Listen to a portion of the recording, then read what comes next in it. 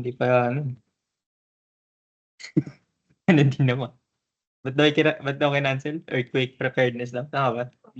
Yun na ba? Yun na lang sila. Yun na sila. Pero meron pa daw isa eh. About sa flu. Parang may issue din na gano'n. Oo. Pero ang weird kasi, parang earthquake preparedness, kakancel nila yung ano. Kakancel nila yung class eh. 2 weeks, anong gagawin nila? Una, kailan ba mangyari yung earthquake? Hindi naman naka-schedule yun, hindi naman natin malalaman kung kailan mangyari yun. Ha? 2031. Tapos, sige, sabihin natin, kunyari, within next week, ano magagawa nila? Magra-retrofit sila dito bago mangyari yung earthquake? Anong preparedness yung gagawin nila? Mag-earthquake drill? Hindi ka kayo papasok eh. Hindi ko gets. Kaya nga sabi namin kanina, baka i-cancel, baka bawiin. Kasi in-announce na yan ko kung ano mangyayari dun. So anyway, sobrang galing. Kasalanan mo to eh, kaya nagkakalindol kasi nag-aaral ka nito eh. Masakto eh, kasi gusto nila na maintindihan mo yung dinidiscuss natin. Gusto ma-experience mo eh. Sobrang timely. Okay, so last time no, Mindanao, no? 7 something? 7 something. Okay. Ngayon, ang tanong, ano nagde-determine ng damage sa building? Yung magnitude ba? Intensity. Intensity. Naalala niyo pa ba yun? May naalala pa ba kayo? Intensity. So, may tinatanong, sabi, Sir, hanggang ilang magnitude ang kayang gawin or kayang i-resist ng building na hindi design natin, hanggang ano daw yung magnitude. Tapos may iba, nag-share, sabi, hanggang magnitude 8.4. Kasi yun nasa NSCP, naalala nyo.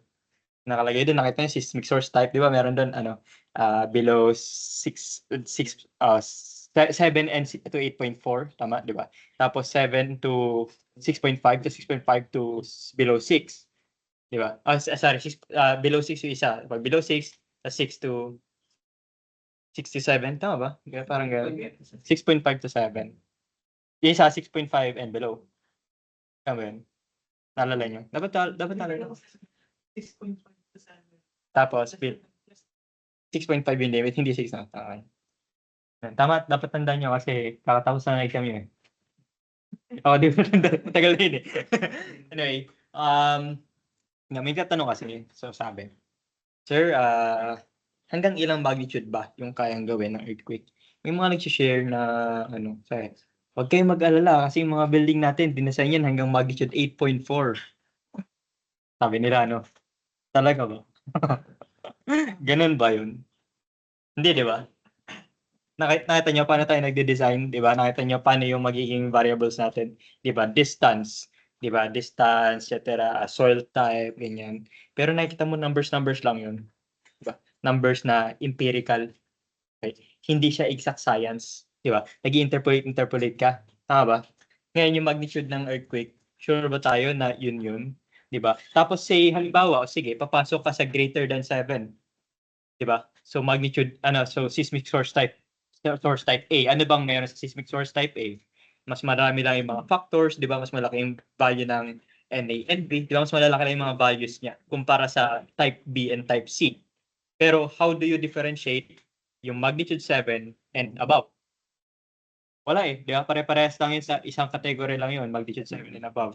Okay, so hindi proper. And even if sabihin natin i-design mo siya ng tama, i-detalye mo siya ng tama, ano sabi natin? Di ba? Sabi natin ba na kapag ka-design mo siya, hindi na siya magkakaroon ng damage? Di ba? Kahit yung NCP, hindi naman yun yung sinabi. Nakuha nyo? Okay, so hindi proper. Kasi meron mga iba, nakita ko, lalo nasa forum yun eh, may nagtanong kasi. Practicing engineer naman siya, no? Pero ang tanong niya kasi, tama ba na sabihin na, kasi ang question niya, sabi niya, erase ko lang, no? Sumali kayo sa mga groups na ng mga pang CE, kahit hindi niyo forte, kunyari structural, geotechnical, or what, basta lahat ng pang CE. Kasi dun sa mga groups na professional, makakita kayo din ng mga questions na parang, alam mo yun, yung mga tunay na questions na eventually may encounter mo, no? And isa sa mga nakita ko last week, di ba, gawa nga nung uso yung question about sa sa Lindol, sabi, Sir, tama po ba na sabihin natin kay client na ang design natin is kaya niyang kaya niyang mag-resist ng magnitude 7 and above. Kasi ang reklamo niya ganito. Sabi ng UBC, di ba, naalala mo yung seismic ABC, tapos may magnitude 7 and above, tama? Greater than or equal to 7. Pero sa NCP, di ba, naalala mo, nakaganto siya di ba? Naka 7, tapos magnitude 8 point something. Anong number yun, naalala nyo? 4, 8.4. Kunyari 8.4. Sabi, limit, kumbaga pag nasa pagitan nito, kaya daw yun. Parang ganun. Parang pag pumasok ng seismic source type A, so 7 and to 8.4, ang reklamo niya, sabi niya, hindi ba dapat na lang, magnitude 7 and above na lang? L2. 7 and above, great. Kasi ito kasi yung nasa UBC. Okay? Naalala niyo, sabi natin ng NCP, nakakopya lang yun. Kinakopya lang siya. Meron mga international code na kinakopyahan siya. Tapos minomodify na lang niya. Okay, for example, yung calculation ng wind speed ni US.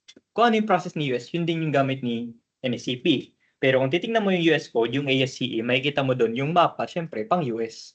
Diba? Pero yung process, yun yung kinokopya nila, tapos binabago lang nila. So, syempre, ang pinapakita nila sa atin is yung mapa ng Pilipinas, tapos may equivalent na wind speed control. No, yun yung nangyayari. Ganun din sa earthquake, no. So merong mapa ng ng US na para doon, tapos meron tayong sarili natin.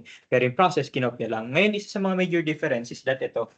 Okay. Sabi dun sa UBC 1997 Uniform Building Code. Okay, so ito ay greater than 7, greater than or equal to 7. Okay, so ibig sabihin, i-design mo siya na mas mataas sa 7 yung magnitude. Okay, tapos ito, sa NSCP, binago nila. Sabi nila, nasa pagitan daw ng 7 to 8.4. Okay, una niyang question, sabi niya, tama ba na sabihin natin na, ano ba yung question niya? Mali kasi yung question niya eh. Sabi niya, sa NSCP, sasabihin limit is 8.4. Hindi ba mas maganda sabihin natin na daw?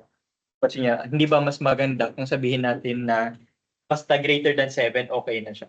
Ayun yung unang question niya. No? Okay, so, yung answer doon is, mali yung question niya. Di ba? Bakit? Kasi sabi niya, parang mas maganda raw ba na, hindi daw ba mas maganda na ganito na lang, para sabihin niya na lang, basta kahit anong magnitude sa 7, na greater than 7, okay, parang ganun. Anong mas safe? Yung magkaroon ka ng upper limit o yung walang upper limit? Yung may upper limit, kasi parang ito yung, parang ito lang yung, ito yung, namin, ceiling namin, pagka lagpas dito, hindi na okay. Sabi niya kasi, hindi ba mas maganda to kasi parang simple na rin sabihin mo, basta greater than 7, yung 9, greater than 7 yun. Di ba mas matindi yun? Kaya parang ganun. So, una is, mali yung question niya. Okay? Bakit natin sinasabi ito? Kasi dapat marunong ka mag-isip. Di ba? Lalo kapag engineer ka na, professional ka na. Parang, lagyan mo ng logic. Di ba? Ano mas matindi? Ito o ito? Ito, wala tong limit eh. Magnitude 9, pasok dito yun. Magnitude 10, pasok dito, di ba?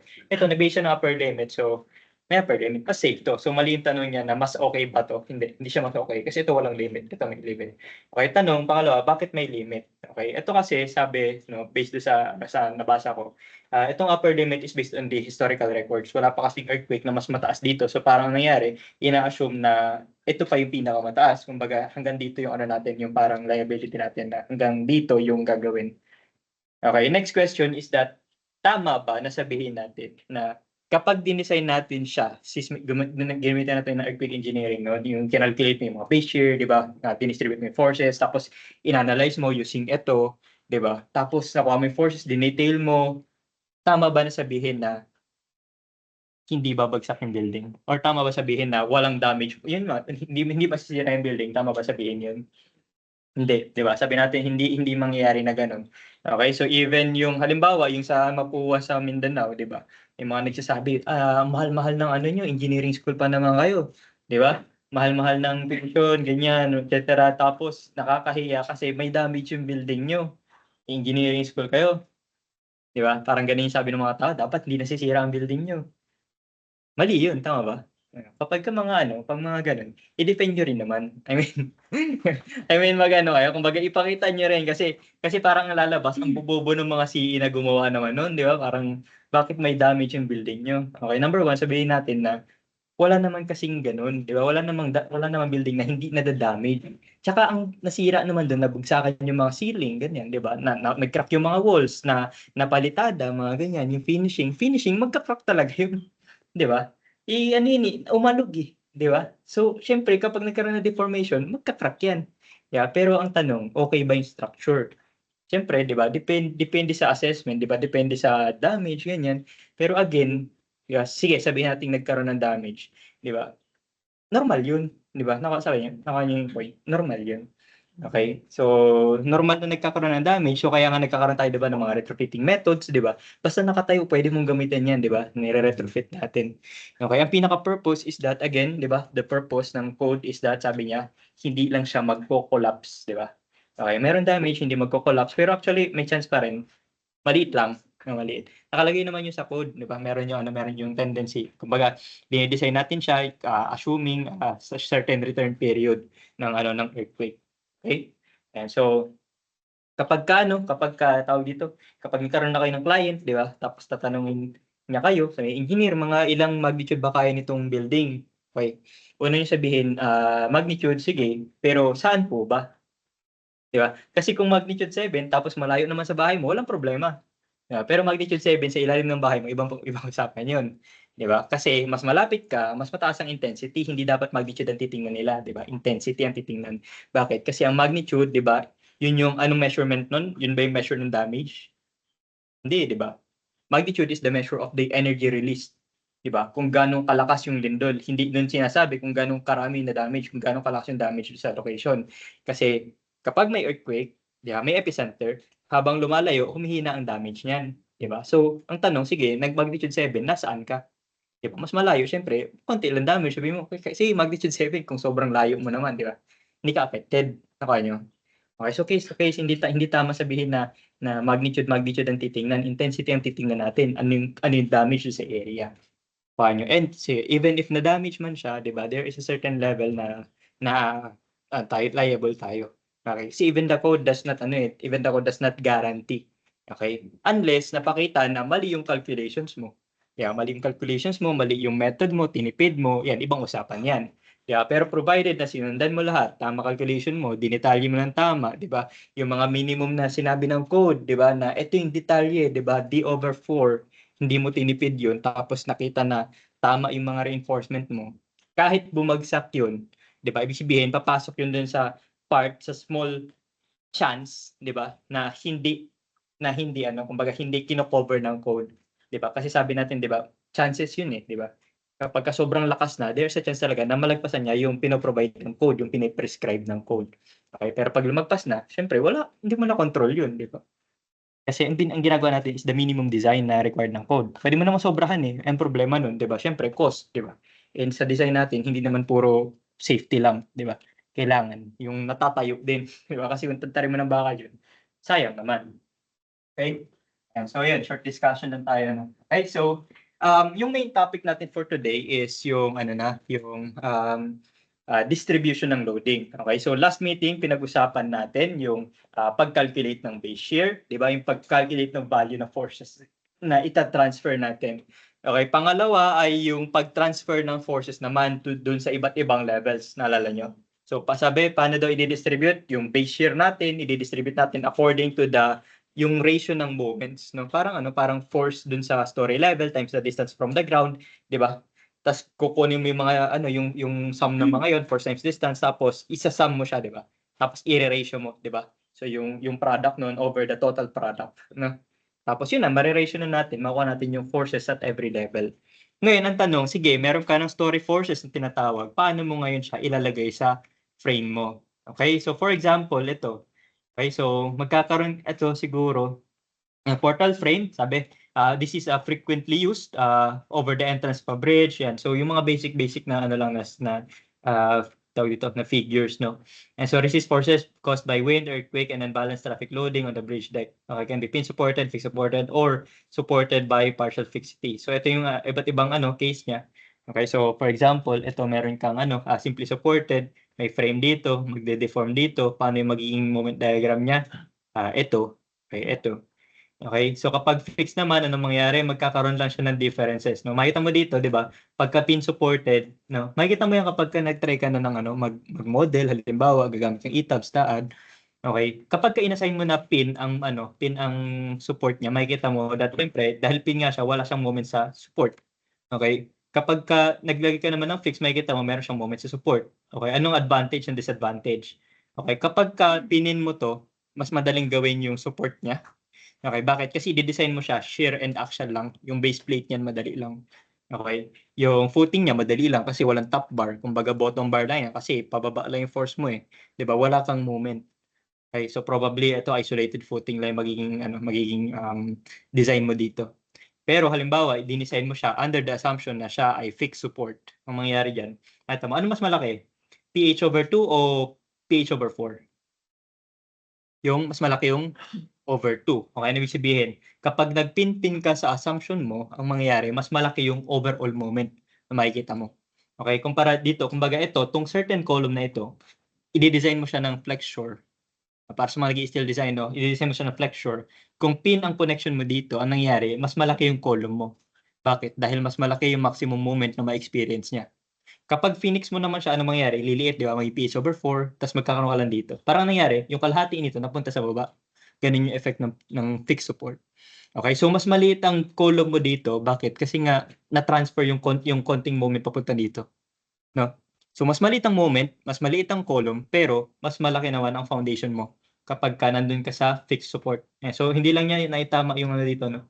Yung drawing, pero fix ito. So fix ito. Fix yan. Okay?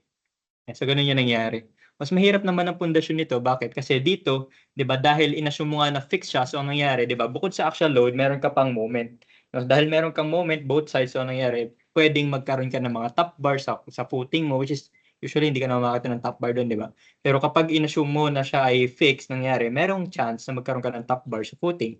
Tapos yung foundation mo, kunyari, steel column to, 'di ba? Steel column tapos fix siya, nangyari, mas mahirap din gawin yung connection mo kasi bukod sa axial and shear, may moment ka pa.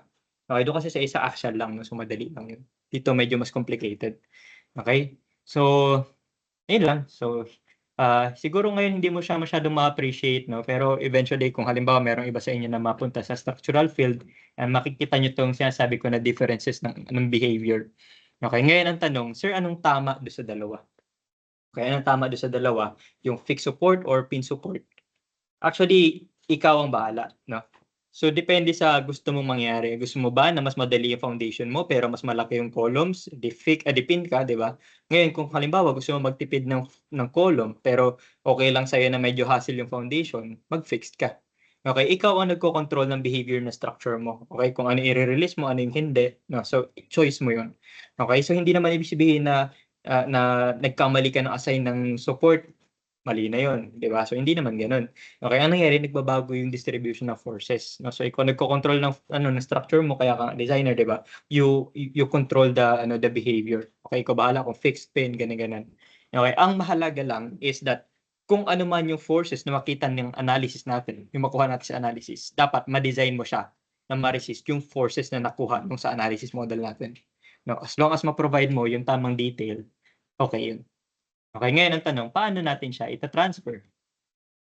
Ah, na ano ba 'to? Tingnan nga natin, kailangan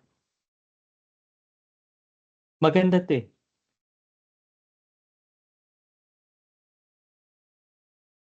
So, sana may tunog.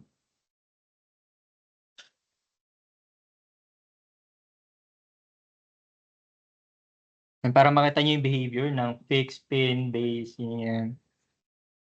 Kaso walang tunog. Sige, momento. Momento. Moment demonstration.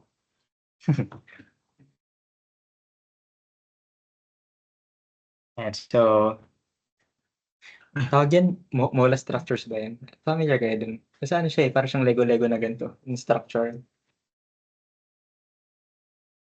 Magnet siya. Parang molar structures yata.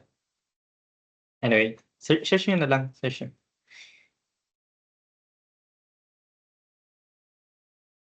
So, nagtayo siya ng column, tapos naglagay siya ng mga joints. Meron siyang base dito. Yan, naglagay siya ng beam. Yan, pin connection. So, ano nangyari pag pin connection? Pipin lang, di ba? Kumbaga, wala siyang resistance sa moment eh. Yan. Ngayon, kapag halimbawa, steel connection, lagyan mo siya ng brace. Pag nilagyan mo siya mamaya ng, ng actual load, tingnan mo yung maging behavior niya. No? Yan yung behavior. Nagkakaroon ka ng tension dito, compression, tapos kapag bumaliktad siya, ayan, yung nangyayari. Diba? So, kapag nilagay ka ng brace, nagiging rigid yung frame na yun. Okay, hindi discuss natin last time, no? Okay, ngayon, halimbawa, ayaw mo ng braced frame. Diba? So, pwede kang gumawa ng ibang bagay. Okay, pwede mong ipin, o pwede mong i-fix yung support. Okay, tulad yan. Ano mangyari kapag fix support?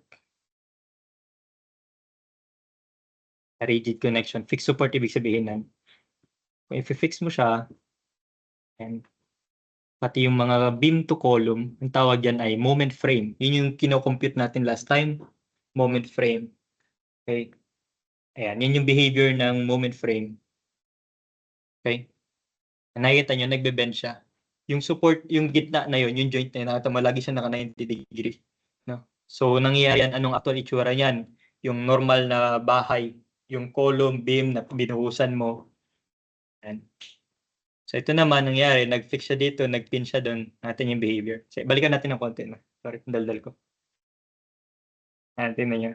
Tingnan nyo yung behavior, no? Okay, dito nakita mo, di ba? Wala siyang deflection. Hindi siya nagde-deflect dito. Doon, tingnan mo. Di ba? Dito, nangyari, doon sa joint na yon nagkaroon siya ng deformation. No? Alam mo sa sa steel natin, yung K. Okay, ito fix, no? So, kapag nangyari, ito yung bending length niya. Although dito kasi, nagsisway kasi siya. Anyway. Kasi nagma-matter yung yung connection, 'di ba? Makita natin kung gaano kahaba yung bending length na para sa para sa steel. So ma-encounter niya pag nag-steel design na kayo, no. So yung fix pin yung para sa calculation ng unbraced length yan. Hala, ayun na gumana tayo.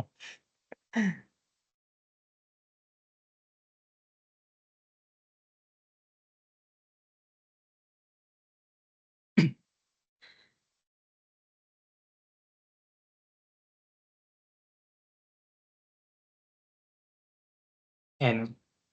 Ito naman yung sabi ng moment frame pero fix yung base. Tingnan niyo nangyari. May resistance pa rin siya, 'di ba? Pero ang nangyari dito medyo na siya, medyo malambot. Ang nangyari, yun yung case na yun yung case kanina na may pH over 2.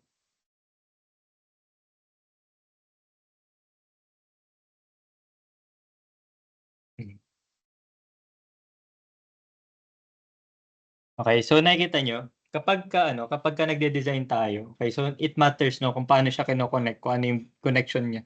'Di ba? Kasi depende sa kung paano mo siya i-connect, no, nagbabago yung behavior niya. No. Ay shit. Namatay. Teka, nagbabago yung connection. And super halaga nun, especially kung ang pinag-uusapan natin ay steel structure. Kasi sa steel, 'di ba? Meron dong connection design eh, sobrang critical nun. Okay, so ngayon, sige, dito na tayo sa calculation part. Okay, so paano mo ngayon gagawin yung distribution? Okay, paano natin gagawin yung distribution? For example, ito, no? Okay, so portal method muna tayo. Paano yun? Para doon sa mga sa mga nasa online lang or kung manonood ka lang online, so pagtiisan mo na lang. Hindi, joke lang din. Huwag naman. Tanggalin ko na lang yung sharing, no? So kapag ka pinanood mo to, walang naka-share, pero I mean, ito naman, i-upload naman to eh. Tingnan mo na lang, sample problem lang naman yun. Okay, so tinanggal ko yung stop share, ay yung share para medyo mas malaki yung makita mo. Kaso hindi ko lang alam kung makikita mo talaga. Pero at least mas malaki ako doon sa video, di ba? Malaki yung makikita mo. Okay, so paano natin gagawin to? Sabi, anong unang assumption kapag ka nagka-calculate tayo nito? Okay, so 2030. Okay. 20 kilonewton, 30 kilonewton. Okay, so sabi, use the portal method to determine the reactions at ABC. So approximate lang ito. Okay, ito yung ginagamit ng mga matatandang engineer, no? Yung mga magiging boss mo, ganyan. Kasi nung dati hindi pa uso yung STAAD, ETABS, no? Nagmamanual-manual sila. So nung ginagawa nila yon, ito yung gamit nila. Okay, so ito lang naman kasi. Kaya usually dati ang mga structures, mga simple-simple lang. Bakit? Kasi kapag ka-complicated yung structure mo, mahirap gawin ito. Kita mo, ganyan, simple lang siya. Ang assumption niyan, halimbawa sa plan view, no? Para lang maintindihan mo. Halimbawa, ito yung top view, plan view. Kanya ito yung mga big, ano mo, tawag dito, beams, sa yung mga columns mo.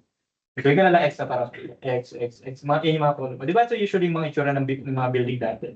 Kumbaga, magkakamukha lang. Tapos ito, column, may beam, column, may beam, column, beam. Ayun yun, ganun. Okay, sa side view, ito itsura niya.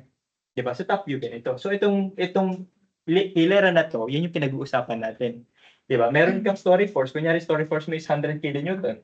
Ano mangyari? I-divide mo yan ngayon. So, di ba? So, divided siya ng apat na forces. Tapos, every bay, meron kang force. Yun yung mga force na pinag-uusapan natin. Nakuha? Okay, ngayon yung distribution na to, depende sa stiffness nung member, nung pinaka-frame mo. Okay, ngayon, sige, wag na natin pag-usapan yung paano siya nakahati. Doon na lang tayo sa paano mo i-distribute yung mga nandoon. Okay, doon na lang tayo. Okay, ayan. So, doon tayo sa calculations. Paano mangyari? Sabi, kapag meron kang portal method, ang mangyari, ikakat mo daw siya. Okay, first assumption is that dito muna tayo, no? So, sabi, mangyari, ikakat mo yan. Okay? Ang distribution is, dito ka muna sa taas, no? Ang cut niya is meron ka ditong V sa labas, tapos 2V sa loob. Kung mas marami, kunyari, merong apat na column, ang mangyari, lahat na nasa loob ay 2V. No? Pero since isa lang, ang nasa loob, isa lang yung 2V. Ito lang. Okay? So, ang mangyari ngayon, calculate mo yung value ng V. Kung meron kang summation ng forces sa X, sabi, summation ng forces sa X is equal to 0, sabi, 20 minus 4V, di ba? Tama? 4V is equal to 0. So, V is equal to 5 kilonewtons. Tawa. Simple lang. At naman siguro nakakasunod din sa part na yun. No? Tapos sabi ito, itong nasa baba, tawagin natin na V prime. Mamaya. Kaya na lang, no? Para tuloy-tuloy tayo mamaya. Kasi, ano eh, okay, palabasin natin to itong mga numbers na nandito. No? Okay, ang hassle lang dito, ang dami mong gagawin. Okay, so for example, every joint yan eh, every joint yan. So meron ka dito 20. Okay, 20 kilonewtons. Tapos sabi, ang assumption dito is that yung zero moment, yung point of zero moment ay nandoon sa gitna. Okay, imagine mo to, di ba? So meron siyang moment diagram. Ganyan na itsura. Okay, yung point of zero moment ay nasa gitna. So nangyari, pag magka-cut tayo at point that is nasa gitna nung beam natin, ang nangyari, zero yung moment doon. So pag kinat mo yun, makita mo dito, ano, so dito sa joint R, makita mo, meron kang axial forces, di ba? Axial shear, pero walang moment. Bakit? Again, the assumption is that zero yung moment dun sa midpoint natin. Okay? So ito yung itsura ng moment diagram yan, no? Ay, so may calculate natin yung mga values, no? Okay, so paano mo siya gagawin? Ang pangalan nito? Anong pangalan nito? R? Okay, R. So, ayan natin siya ang point R. Okay. Paano yung ano natin, yung sign convention, naalala mo ba? Yung kapag meron kang beam, ganyan. Yan, paano? Di ba ganito yung moment, di ba? Moment.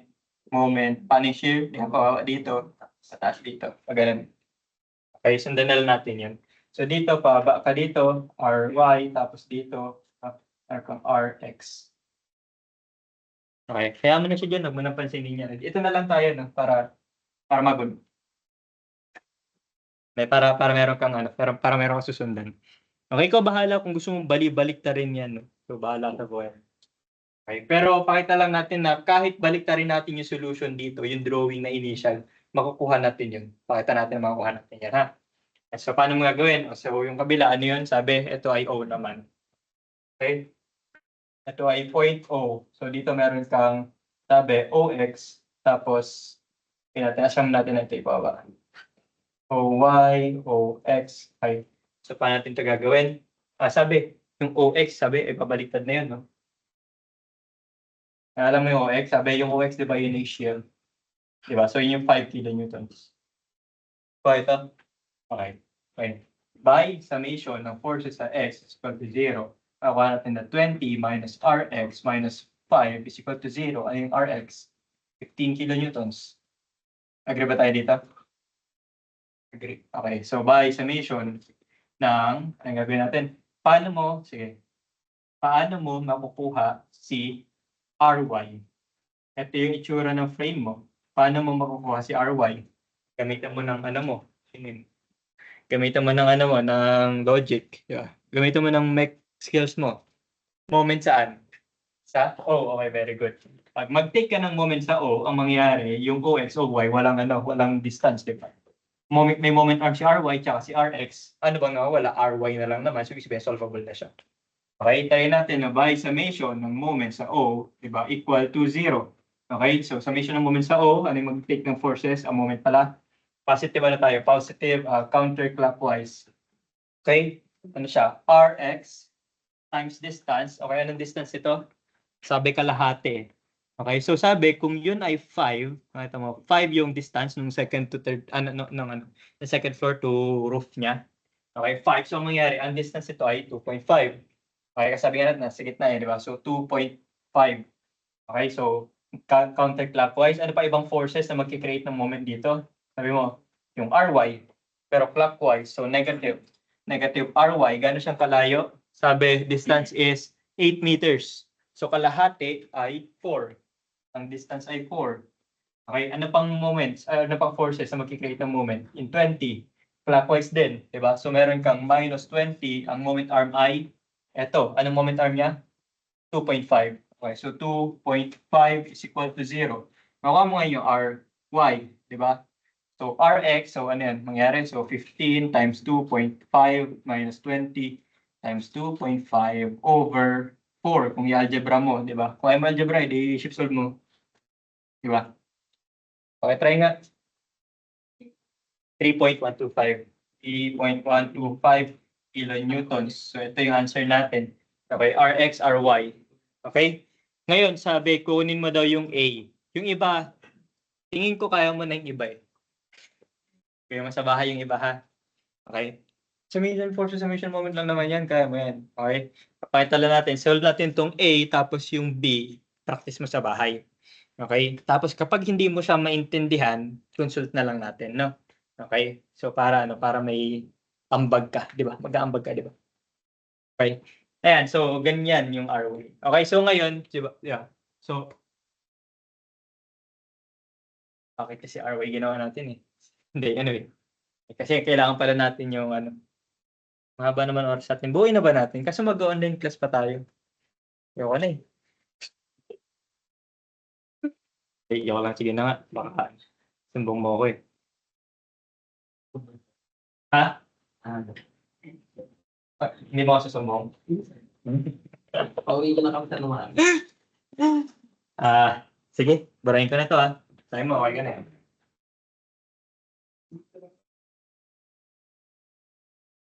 Nakaharang kasi dun eh. Ang hirap magano eh. Matanda mo na yung numbers. Basta yun, approve natin na tama yung Rx, Ry dun Approve natin yan Okay, anong value ng Rx? 15. So pag ganun. Okay, eto, ano bang makukuha mo dito? Tama ba tong value na to? Sure kayo? Okay, tama. Negative. Oo. Negative ang makukuha mo dito kapag tinry mo. Mas malaki ito negative, di ba? Bakit siya negative? Okay, so kasi yung in-assume natin ay nandito. Ano ibig sabihin nun? Kung magkamali ka ng assumption, babalik ka rin mo lang. So ibig sabihin, ito ay negative considering itong direction na to. So, wag mo nang galawin. Okay niyan. Okay, wag mo nang galawin. O kaya, gawin mo, i-assume mong pataas siya, tapos balik mo yung sign dito. Pwedeng ganun. Basta panindigan mo. Okay, kung ano yung sign na nasa drawing mo, dapat tutugma doon sa numbers na nandito. Okay, so kung nyari magkamali ka, okay lang. Kung negative ako mo, okay lang. Basta ganito yung drawing mo. Kung positive sagot mo, dapat nakaganon yung drawing mo. Okay, kasi nagmamatter yan sa susunod na calculation. Nagmamatter yan. Okay, ngayon ano yung ibig sabihin? Kasi pagdating mo sa kabila, so baliktarin na lang natin para positive na lang. Okay. Iakita lang natin yung mangyayari kung nagkabaliktad ka ng sign. Okay? Ang mangyayari dyan, sa kabila kasi, babaliktad yung drawing mo. Okay? Sabi natin dito, anong rate ito? Anong force dito? Sabi, 10? Tama, babaliktad eh. Sorry, magiging 2V, di ba? Kung 5 yung V, sa gitna, 2V. So, nasan yung 10? Ito yung pinag-uusapan natin. Ito to. Okay? Sabi mo kanina, ito yung Rx. Sabi mo ang Rx ay, kanina nasolve natin 15. Tama? So, kung pakaliwa siya kanina, ngayon, pakanan na siya ngayon.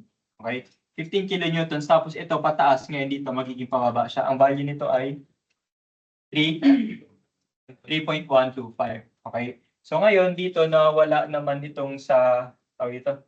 So nandito, so anong gusto mo i-assume? Pababa, pataas? Pataas, okay. So dito, anong gusto mo i-assume? Pababa, okay. So dito, papasok na lang din. No? Ganyan na lang. Subukan natin. Subukan natin.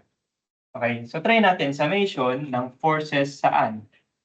Sa x. Okay. So try natin sa forces sa x equal to, anong letter to? Ano to? Ayun yan. S. So ito ay sx tapos sy. Okay? So by summation of forces x is equal to 0.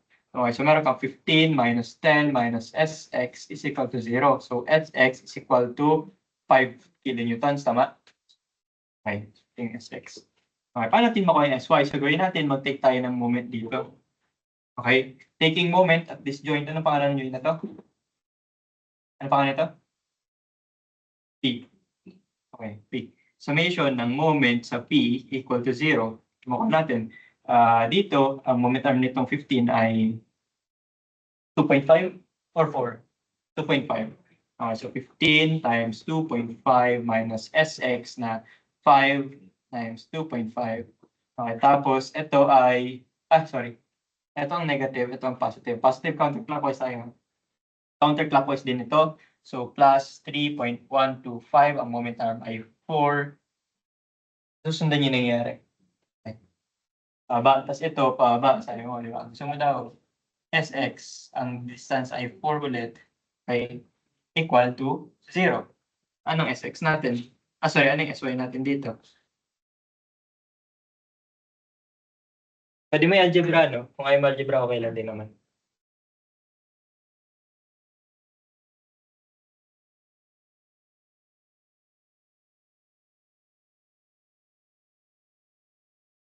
Nakuha niyo yung solution. Ano bang solution nito? Summation of forces x, summation of forces y. Yun lang, wala nang iba. Okay? So supposedly, sa level nyo, na nasa 3rd year, 4th year, hindi siya mahirap dapat. Okay? Kasi hindi naman siya complicated. Force distance lang yan. Di ba? Summation of forces, wala namang incline. Di ba? Dire-diretso yan. Negative 5.469. Okay, thank you. Ang tanong, tama ba? 3.125. Baka sa calc lang. Baka nagkamali lang. Siyempre ko. Ano calc? Ano ka mo? Negative 3.1. Okay, baka sa ano lang, baka sa input, baka sa sign, check yung sign. Negative 15 times 2.5 plus 5 times 2.5 plus 3.125 times 4 minus s times 4. So ang shift solve mo is x yung s1. So ang value is ano, sa ganitong drawing, positive or negative? Negative? Negative ano? 3.125. Ano ibig sabihin nun? So pataas din dapat daw siya. So ganun. So pwedeng ganito na gawin mo. Okay naman sa akin to. So number, basta ganito yung drawing. Then, no? So depende na lang sa'yo. Okay, so acceptable naman yun. So again, hindi kasi natin mahuhulaan kung ano yung magiging direction niya, di ba? Based sa unang tingin, kasi manguhula ka talaga ng direction. Okay, so ikaw na lang bahala, no? Ngayon, basta ang mahalaga lang dito is that halimbawa ito, ilalagay mo sa kabila. Okay, ano mangyayari doon? Pagka dinrawing mo yung kabila, ang SY na pababa dito, magiging SY na pataas dito. Tapos yung value niya is yun pa din, negative 3.125. Okay, yun lang tatandaan nyo. Okay, kung nagkamali ka man ng sign dito, okay lang, hayaan mo na. Okay, basta papanindigan mo siya. Ito yung direction mo, sa kabila, baliktarin mo. Okay, tapos kung binaliktad mo, ano value niya? Negative. Negative pa rin siya sa kabila. Okay? Huwag mo nang baliktarin, baka malito ka pa. O ikaw, kung nalilito ka sa ganyan, ang gawin mo, baliktarin mo to. Okay, pwede mo itaas to, kung tinaas mo to, dito siya, pababa. Pero ito, babaliktarin mo rin yung sign. Pwede rin ganun. Ikaw bahala. Basta as long as mag-carry over mo yung direction and yung sign. Kasi kapag kami binaliktad ka dyan, tapos mali yung pagkabaliktad mo ng sign or direction, ang mangyayari, syempre magkakaroon ka ng maling sign sa equation mo, mag-iiba yung value, yung ibang value. Ngayon, ang problema mo dyan, say, dito ka pala nagkamali, dito palang mali ka na, lahat ng kasunod dun mali na. Tama ba na madali lang siya? Summation ng forces and moment lang ito eh. Ang problema, pag nagkamali ka ng isa, damay-damay na. Okay, so anong point dun? Careful lang, no? Careful sa mga signs. Tsaka ipa-practice ito. Okay, practice talaga siya para bumilis. Kasi halimbawa, sabi mo, madali lang yan. Summation forces, summation moment lang naman pala. Tapos ang gagawin mo lang dyan, mag-a-assume ka lang ng V2, V2, VV, di ba? Dali lang eh, tama ba? Tapos sabi mo, assumption, gitna, zero, zero moment. Kahit alam mo siyang gawin, kung sa exam ko pala nagpa-practice kung paano siya gagawin, syempre matatagalan ka. Di ba? So mauubusan ka ng oras.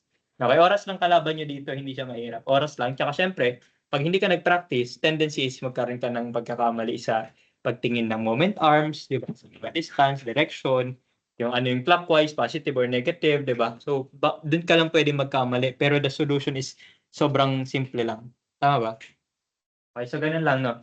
Okay, so ngayon, dito tayo naman sa baba, no? Okay, so pinakita lang natin kung paano isolve itong dalawang joint nito. Ito, kaya mo na to. Nandiyan naman eh. Nandiyan naman. I-practice mo na lang, no? Para at least mapakita mo lang. Nandito naman yung mga numbers. So, ang mangyari na lang dito, i-verify mo na lang. Siyempre, answer key naman yan. So, tama yan.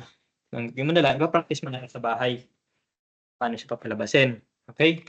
So, ngayon, sige, try na lang natin. I-diretso natin hanggang dito sa A, no? So, ang nasolve na natin dito is itong joint G. Okay, nasolve na natin yung joint G. Yung G, ay, pumindot na. Nagawa natin yung joint G, yung joint H, tsaka yung, yun lang. Okay, itong joint I, ikaw na bahala dito. Ito yan. Okay, tapos yung E, tsaka F, yun yan. Tsaka yung B, tsaka C. Sa'yo na rin lahat yan. Tinamad na yun. No? Hindi kasi pare-pares lang na gagawin yan. Ang mangyari lang dyan, pare-pares lang. Ngayon, pakita na natin, paano mo kukunin yung A. Kasi pag nakaming A, ganun na rin yung kasunod dun eh. Mangyari lang yung transfer ka lang. Okay, so try natin ngayon yung D, tsaka yung A. Okay, so D muna tayo. Paano yung sa D? Ito yung ka-continuation niya, no? Okay, so paano mangyari dito? Dito, kay letter D. Anong number, ang letter to? Ayun na doon? M. Okay, short M. Okay. MY. Tapos yan, MX.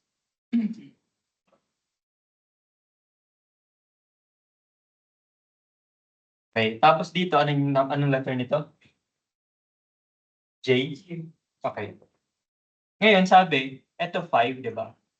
Dito, 20, 30, sabi, kung magiging V ito, tapos ito 2V, tapos ito V. Pero sabi niya, di ba, V prime. Kasi para lang maiba niya. Kasi wala siyang ibang matawag eh. Wala. Maubos siya ng letters. Kasi nakadami na siya dun eh. So, tinawag na lang niyang V prime. Okay? So, kung ikakat mo yan, ang mangyari, itsura ng ganito. Okay? Ito yung 20, ito yung 30, tapos ito is V prime, ito ay 2V prime, tapos ito V prime ulit. Summation ng forces sa X is equal to 0. So, meron kang, ano siya? 20 plus 30 plus V, minus V prime minus 2V prime minus V prime. So, 5V prime yan. So, equal to 0. Ano siya? 50 over 4, ano siya? 12.5. Okay? V prime is equal to 12.5 kilonewtons. Okay, so ibig sabihin, ito ay V prime. So, ito ay 12.5. Kasi yung pababa niya, hindi natin alam. So, tawagin natin siyang, tayo mo dito, J. Okay. So, JY. Tapos, ito, sabi mo, yung pababa nito, ngayon, pataas na. Ang value nito kanina ay, ang value nito kanina? Inasolve natin doon? Ano yung OY? Ano yung pababang OY? Hindi ba natin ginawa? Ginawa natin kanina. Ito to. 3.125. Hindi ba natin ginawa? Sige, ganun na lang. Pero yung RY nakuha natin kanina, di ba? Pag ganun sa mo, RY. 3.125. Yeah. Kapag ka nag-summation ka ng forces niyan, di ba? Summation ng forces sa Y is equal to 0. So, mangyari ito, RY minus JY equal to 0. So, JY is equal to 3. Yan lang. JY is equal to 3.125 kilonewtons. Yan lang. Okay? Hindi na natin nalagay kanina kasi alam ko sobrang galing mo na hindi mo na kailangan makita yun eh. Joke lang. Ito, pero nakikita nyo. Gawin nyo na yung solution doon, no? Ganyan lang, simple lang. Simple ba? Baka lang kayo tapos di nyo pala naiintindihan, ha? Simple lang ba? Summation of forces. Kaya? Kaya. Ano lang, mic lang yan. No? Kaya natin.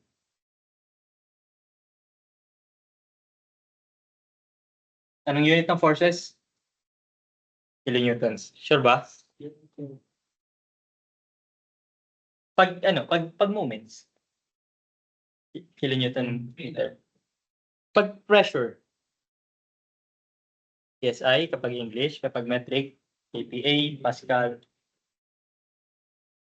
Siya steel. No? Na-trust ko sila dun eh. Paano? Solve compression members. Capacity ng compression member is axial force. Anong axial force? Force. Anong unit ng force? Newtons. Kilonewtons. Pinagbibigyan ba naman ako ng kip feet, kip inch? Ano ba yung kip feet? Di ba? Force distance. Kapag force distance ang unit mo, ano yun? Moment. O, bibigyan ng moment sa axial force. Tapos fourth year ka na. Iba dun, yun na lang yung course. Iba dun, tapos na ng core.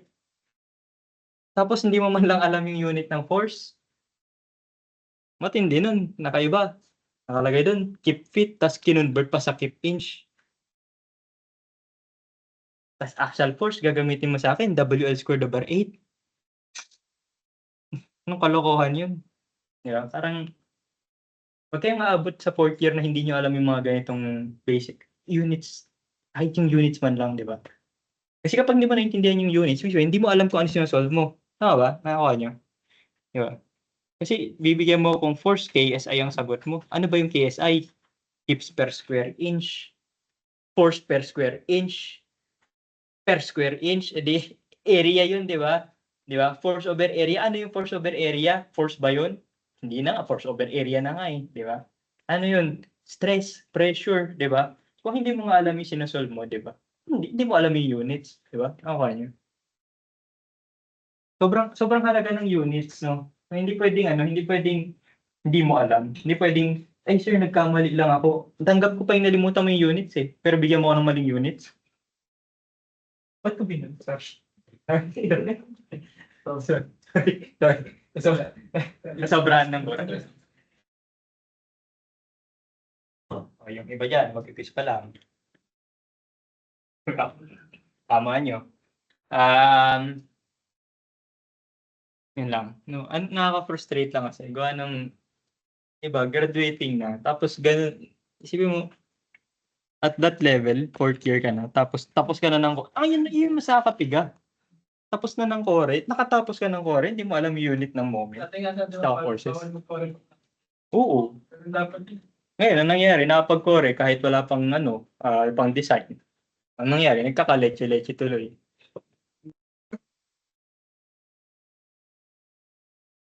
Science talaga. di ba ka-move on eh, no? Anyway, yan, yung mga basic, sipin mo, fourth year ka na, tapos hindi ka marunong kumuha ng action load ng column, nakapag-RCD lab ka, nakapag-still lab ka, anong ginagawa mo doon? Di ba? Nakatagaluto ng pancit canton.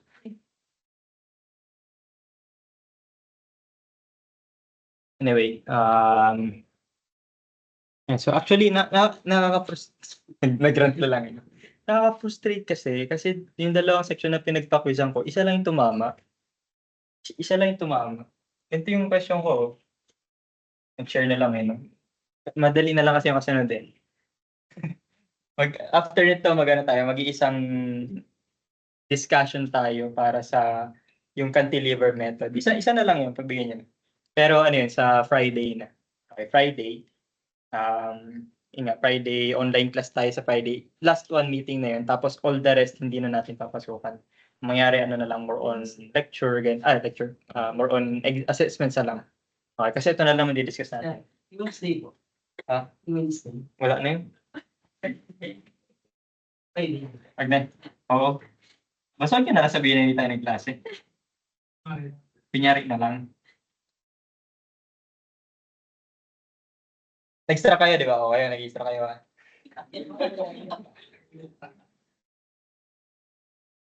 Pinyari, ang spacing ng columns natin, say, 15. 15. Tanda ko itong problem na to eh. Sa ano to? May tanong na ganito sa yung live load reduction. Nag-live load reduction kayo? May ganito yung L na times 0.25 plus 4.57 over square root ng K and L. A. T. Naalala mo yan? Sabi natin ito yung tributary area na may multiplier para makuha mo yung influence area. Sabi na NHCP, di ba? Babawasan mo daw yung live load kapag masyadong malaki kasi sabi, maliit ang tendency na mapuno siya kung malaki. Di ba? Yung mga load kasi sa NHCP, malalaki kasi yun. Paano chances na mapuno yun? Mababa kung malaki siya. Kaya sabi, sige, sobra naman yan, babaan natin. Yun yung logic nun. Nag-RC na ano yan, structural. Napasadahan niyo ba to? Hindi. Napo, magyari tayo dyan.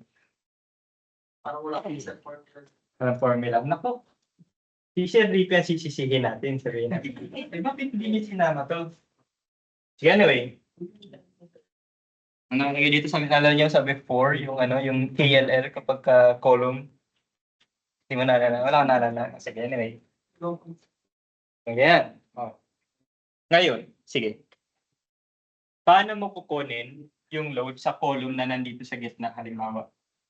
Okay. Kunyari, meron kang floor load. Yung floor load is force per area. Diba? So, say, kunyari ito ay naka meters. Okay, ang load natin, kunyari, 100 kilopascal. Paano mo makuha yung load na nandito sa gitna? Sa column. Paano mo gagawin? Tributary? Sure ka?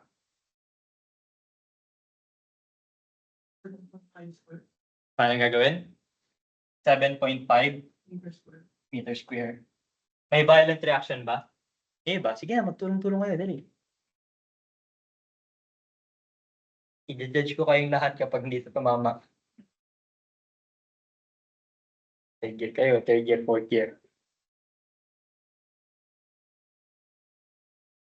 Hindi extract yan. Paano mo kukunin yung loading dito sa gitna nito?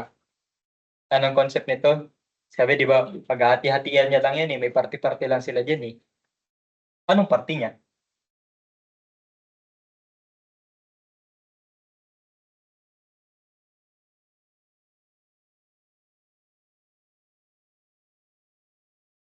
Wala? Magalit ako. Kahit common sense lang. Hindi siya code eh. Wala siyang code eh. Hindi mo kailangan ng code para malaman kung ano yung part nito. Di ba maghahati-hati lang yan sila? Hati-hatiin mo lang yan eh. Ano yung parte nito doon sa total? Ano mo kunin? Sige, ito yung main floor load mo, di ba? Floor load. Saan mo siya ngayon? Yung multiply. Malaki pala itong 100 kPa. Ano na lang? 5 kPa na. 5 kPa. Saan mo yung multiply yung 5? Anong area ay mo multiply mo sa 5? 2.5? Saan galing? Saan? 15, 15, 15, 15. Ano yung part, ano yung area ng column? Anong area ng floor na kinikarry ng column na ito? 7.5 by 7.5. Saan mo nakuha yung 7.5 by 7.5? Kalahati ng 15. Any other violent reactions? Nag-agree ba tayong lahat doon sa 7.5 by 7.5?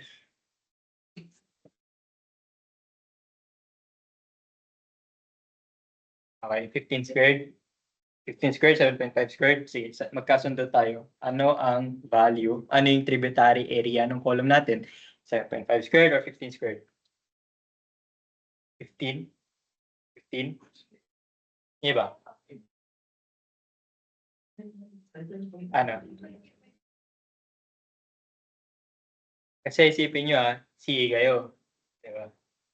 Suppose earthquake, ganyan. Tapos yung gravity loads hindi mo maitama. Nakakahiya yun. Lalo kung nakagraduate ka. Tapos di mo alam to. Ano to? 225. Saan galing 225? 15. Bakit naging 15? Ito yung 7.5. Ito yung column. 7.5 dito. 7.5 dito. Dito. Di ba ito yung parte na kinikerry niya? Hindi naman mahirap intindihin na maghahati ito, di ba? Hindi naman mahirap intindihin yan, di ba? Na eto, hati sila. So dito sa kalahati, kalahati punta sa kanya, kalahati sa kanya. Di ba? Hindi naman mahirap intindihin na yun yung mga area nila. Di ba? At ito, syempre, yan yung part niya. Mahirap bang intindihin yan? Hindi, di ba? Ba't kayo nahirapan? Medyo okay, hindi naman. Ayaw nyo kasi sumagot eh. Hindi siya mahirap, di ba? Ito yung gagawin mo sa BD mo eh. Di ba? Ito yung gagawin mo sa RCD lab mo. Sa still lab mo. Hindi ko matanggap kasi. Di ba? Fourth year, yung iba dun, gagraduate, tapos na ng core, hindi alam to. Hindi nga maitama yung units.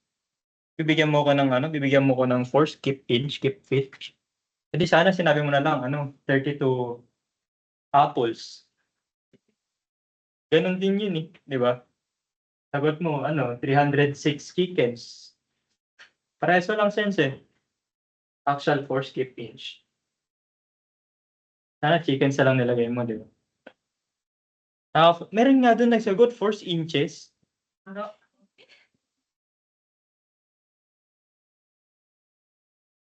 High blood talaga. Inis na inis ako nung nag-check ako. Grabe talaga, bad trip talaga. Anyway, okay, so nandito na tayo. Nandito na tayo. Anong ginawa natin? 12.5 na to, di ba? 12.5. Okay, JY. Ano pinapunta ko?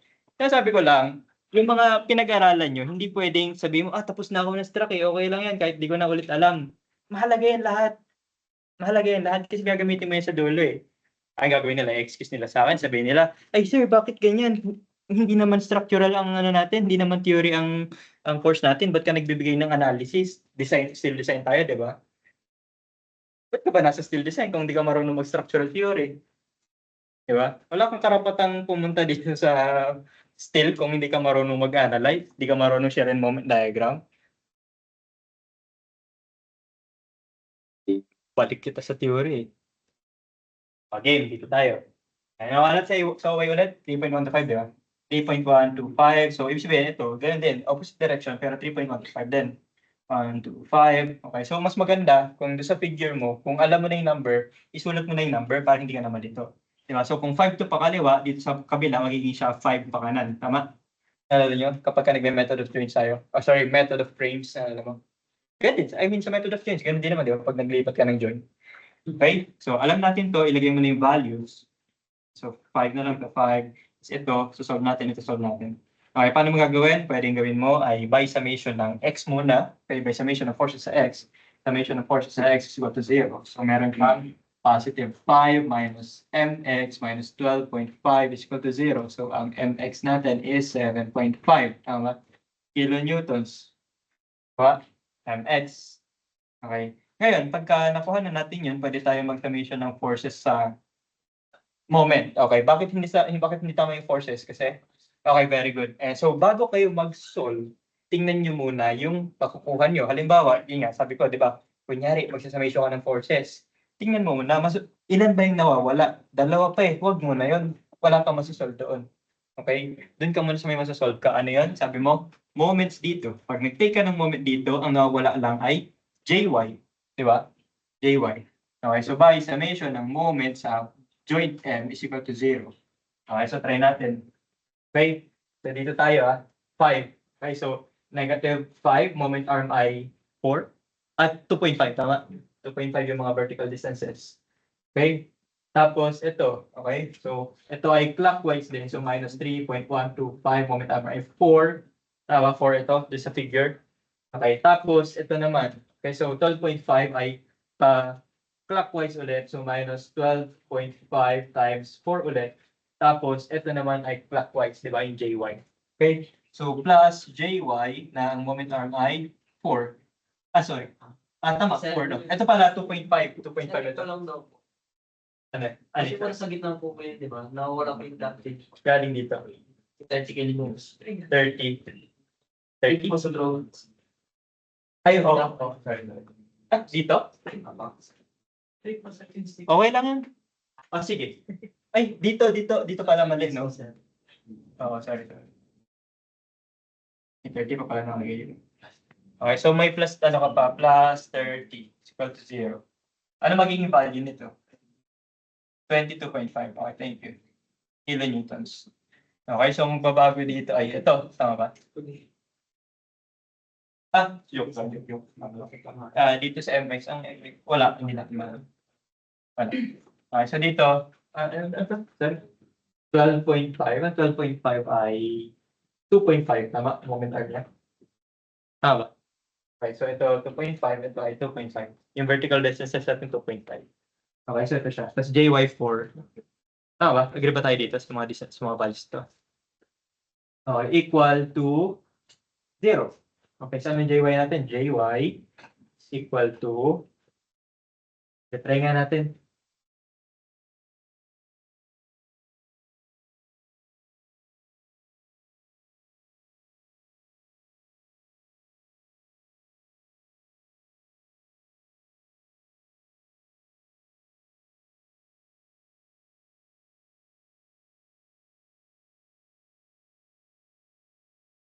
Ilan? 14.0605. Tagma dito. Parang iba. Pa-double check ng ano. Positive counter. Ito kasi nangyari clockwise o negative. Clockwise equals o negative. Clockwise negative plus positive EJ. Moment arms 2.5, 3.5, 4, 4 tama naman. Pa-double check na lang. Baka sa decimals. Ano nakuha niyo? 14, tama ito. 14 talaga? Talaga? 14? Parang nga.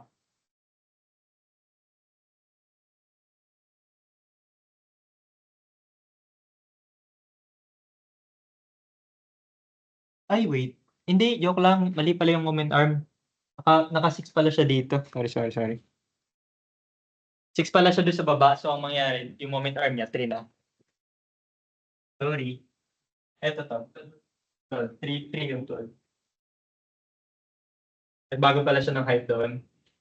Pakitry ulit ito. Makuha na natin yung tamang value. Ha? 6?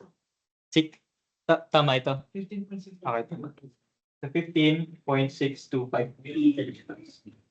Okay?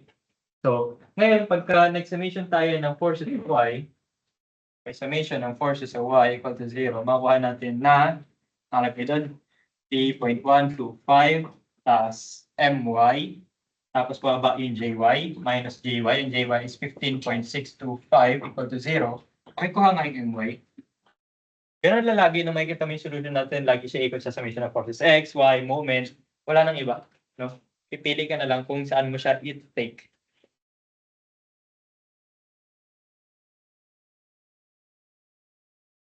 Okay na? Ano siya? Sorry? 12.5 kilonewtons.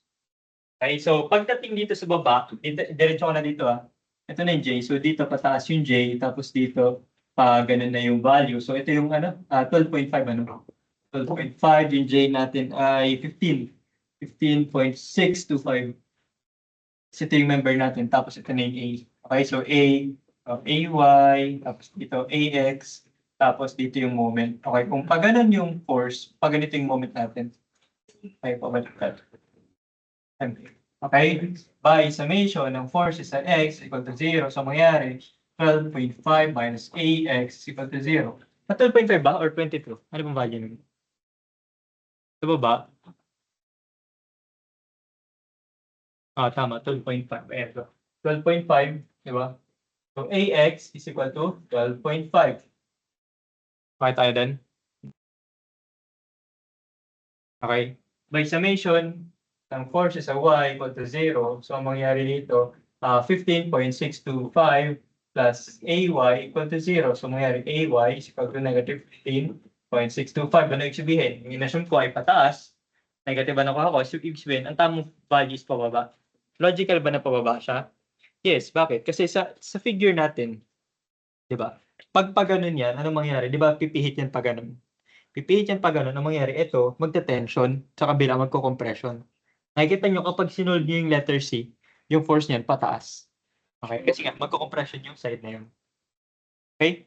So, ganun lang yung mangyayari, no? So, ito na yung solution. So, para makuha mo naman yung summation ng moment, yung reaction sa moment sa A, summation ng moment A equal to 0, ito mangyayari, MA minus 12.5 times 3.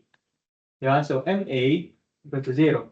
MA is equal to 12.5 times 3. Ano yun? 37.5. 37.5 kilonewton meter. So, make sure na lang na may units ka doon sa dulo, no? Okay, so nakalagay naman dito. 37.5. Okay? So, medyo magulo lang solution. I mean, wala. Hirap kasi.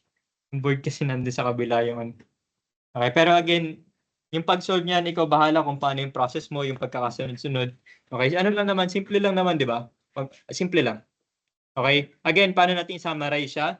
Sabi, i-divide mo lang siya, no? Di-divide mo siya, di ba? Kakat mo dito.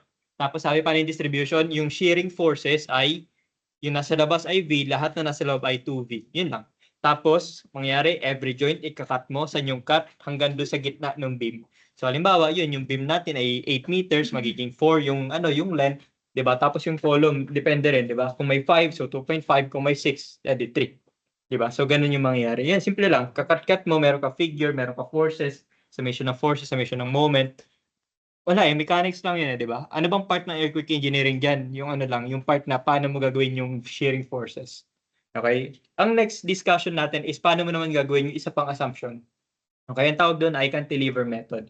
Okay, ina-assume niya naman na yung beam natin, yung column natin, column tuloy, yung structure natin na matangkad ay parang beam daw na cantilever, na fixed yung base. Di ba ang cantilever beam nakaganyan? Yeah, so ito, naka-fix ito. Yeah. Nakaganon daw yung building natin. So basically, nakatay yung cantilever beam siya. So kung meron ka ditong forces, yung behavior niya ay parang beam. Okay, so yun yung mangyayari. Paano naman natin i-distribute yung forces kung ang assumption natin is para siyang